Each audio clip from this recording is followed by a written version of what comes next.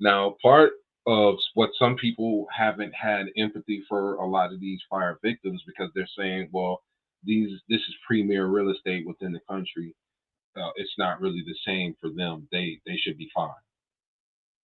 Obviously, I disagree with that, and I don't. I mean, it just really speaks to some of where some of us are here on planet Earth with because those people have a little bit more money than the common individual. The devastation that they're experiencing shouldn't matter, right? They should be able to figure things out for themselves. Uh, it's really sad, right? But for the rest of us who are still tapped into the human family and care for one another like we should care for ourselves, if nothing else in spirit, those are tragic circumstances. Our hearts are with them, and a lot of people will come out of that. And hopefully, now that Trump is on top of this on the ground, he can bring some sanity to a very insane situation where government it just. And here's the thing. Here's the thing. I'm not an advocate of federal government, to be honest with you. The thing is, though, the way the incompetency of it all is so vast and so far-reaching that the fact that there is a person like Trump in there who's wielding powers in a way that typically presidents don't. It's actually a good thing. It turns out to be a good thing that he's got his foot on the neck of some of these individuals, if not all of these individuals. They most certainly need it.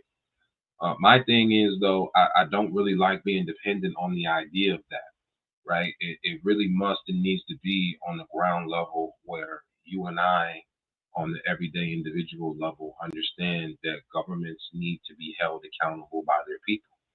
People don't need to be held accountable by their government. That's the idealism of the parts of the world in which we live where this message is reaching. That's the whole point.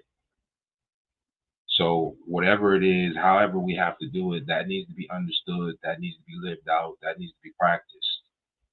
Right now we have an opportunity, if nothing else, to at least speak and move the agenda forward in that regard.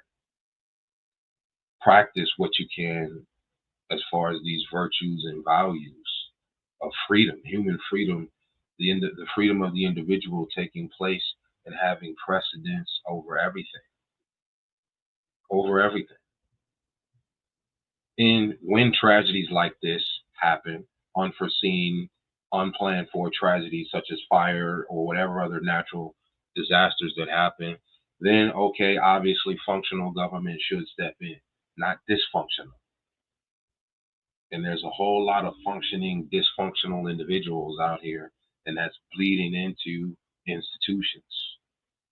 I say we all need to become a little bit more functional and transfer that functionality into whatever it is that we do. It's not about doing less for more, you know, the most amount of money we can get for the least amount of effort.